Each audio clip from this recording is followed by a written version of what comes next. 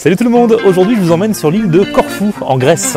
Kerkyra, si vous voulez ramener votre science, eh bien c'est le nom que donnent les Grecs à cette île qui se situe dans les îles Ioniennes.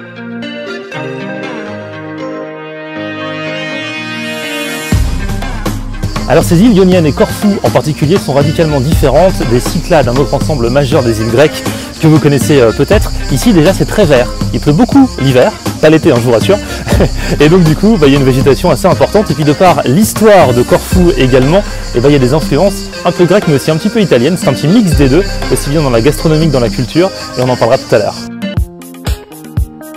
Et pour commencer, jetons un œil sur la ville qui donne son nom à l'île.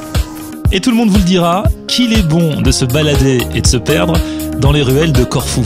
Déjà parce qu'on y trouve de l'ombre, et que ça fait du bien quand il fait très chaud, mais aussi parce qu'on peut se plonger véritablement dans une ambiance super sympa, typique, et avoir presque l'impression finalement d'être dans un petit labyrinthe. Bien sûr, il y a plein de commerces à touristes, mais il en faut, mais en continuant votre balade, en laissant aller votre instinct, en montant quelques marches, vous tomberez peut-être sur quelque chose de plus authentique. Le fameux linge qui sèche aux fenêtres, le marché où vont faire leurs courses les Corfiotes, c'est comme ça qu'on appelle les habitants de Corfou, avec des fruits, des poissons, bref, de quoi vous faire saliver. Et puis la ville de Corfou, c'est aussi une promenade en bord de mer très agréable. La Spianada, l'esplanade, une place typique de la vieille ville.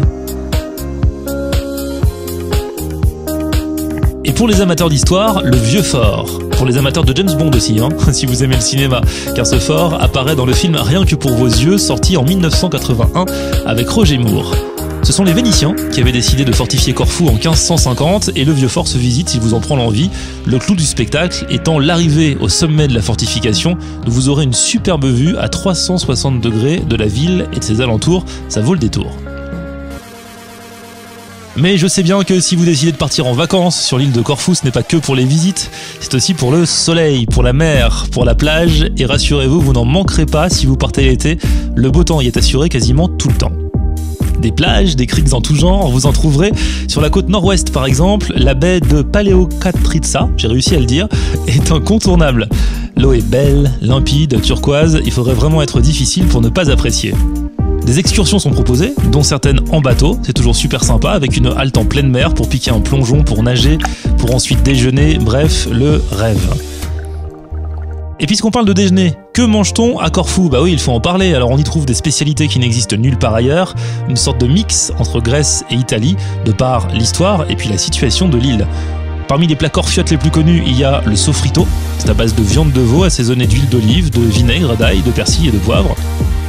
Et la pastis tasda, ça c'est un plat de gros macaronis accompagné de viande de bœuf assaisonnée d'huile d'olive, d'oignon, de cannelle, de vin rouge sec, de tomates et de parmesan.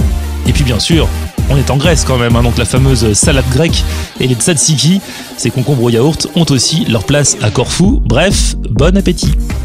Et voilà pour cette petite visite de Corfou, j'espère que ça vous aura plu, donnez peut-être envie d'y venir. Si vous avez des bons plans, des retours à me faire, n'hésitez pas sur ma page Facebook Florian On Air, laissez-moi un commentaire ou un petit message privé. On se retrouve très bientôt pour d'autres destinations. Ciao!